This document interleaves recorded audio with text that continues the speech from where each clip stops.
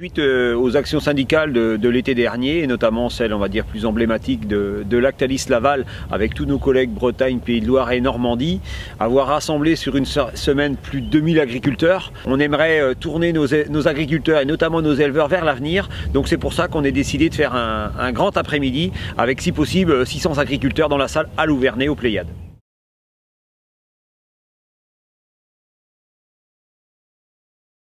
Quand on se lève pour traire ses vaches, pour soigner ses cochons, pour élever ses poulets ou ses éleveurs de vaches allaitantes qui ont autant de mal sur autant d'années consécutives, chacun d'entre nous avons fait ce métier-là, fait des études et pris une exploitation agricole parce qu'on adore notre métier. La plupart d'entre nous l'ont fait par choix de vie. Il faut avoir des perspectives, donner un sens à notre métier, pourquoi on produit, pour qui, pour nourrir la planète, dans quelles conditions. Et je crois qu'aujourd'hui nos agriculteurs ont besoin aussi de ce sens-là et de montrer qu'au-delà du prix de nos produits, au-delà du revenu et de l'argent, ils ont envie de bien vivre leur métier dans la vie de tous les jours en se levant le matin.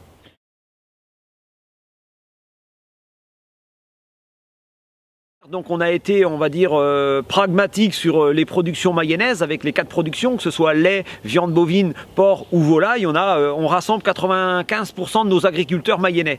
Donc c'est quelque part, c'est d'avoir des entreprises autant coopératives que privées. Qu'est-ce qu'ils attendent de nous? Qu'est-ce qu'ils veulent? Qu'est-ce que le consommateur veut? C'est aussi pour ça le sens que le groupe Carrefour a été invité à cette journée. C'est véritablement de dire, dites-nous ce que vous voulez, payez au prix qui permet de nous faire vivre, on saura faire le reste.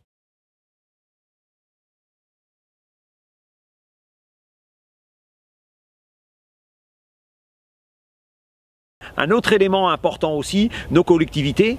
Il est indispensable pour le conseil départemental représenté par Olivier Richefou et Bruno Retailleau pour le conseil régional de nous aider, de nous accompagner, et tout n'est pas argent.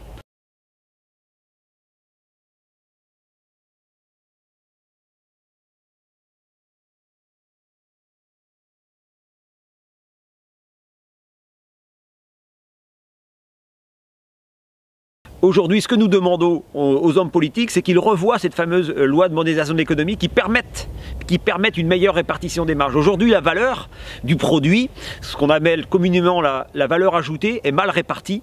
Donc cette répartition de valeur doit être différente et la loi doit nous aider, tout simplement, sans que ça coûte plus cher aux concitoyens. On a besoin de simplicité. On a besoin de simplifier les choses de façon à permettre l'accessibilité à ces aides européennes, mais aussi une vraie égalité. Effectivement, le monde agricole a bénéficié de l'Europe, mais dans quelles conditions au jour d'aujourd'hui? Avec quelle égalité, quelle inégalité qui ont été provoquées, ne serait-ce que sur le salaire minimum, ne serait-ce que sur les charges sociales. Au jour d'aujourd'hui, il y a une telle inégalité en Europe, c'est que l'agriculteur, le producteur en général, parce que je vais mettre toutes les corporations dans l'histoire, c'est que ne comprend plus l'Europe telle qu'elle a été proposée.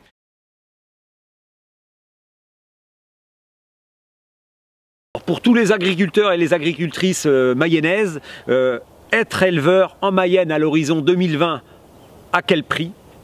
Pourquoi? Comment? Dans quelles conditions?